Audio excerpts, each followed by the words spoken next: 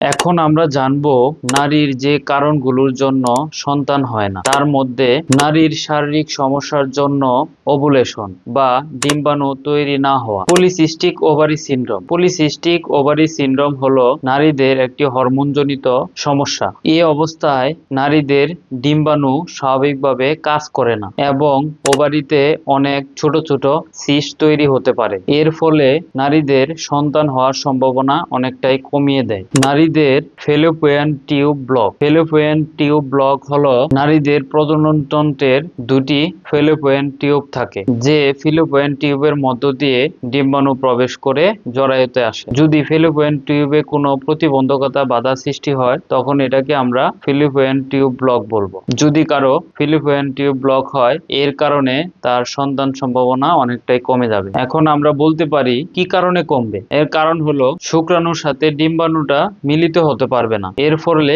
গর্ভধারণের সমস্যা তৈরি করবে। নারীদের ইউটেরাস বা জরায়ুর সমস্যা বলতে বোঝায় বিভিন্ন ধরনের স্বাস্থ্যগত সমস্যা, যেগুলো নারীর প্রজনন অঙ্গ জরায়ুকে প্রভাবিত করে। বয়স বেড়ে যাওয়া। 35-এর পর নারীদের উর্বরতা অনেকটাই কমে যায়, ফলে সন্তান হওয়ার সম্ভাবনা অনেকটাই কমে যায়।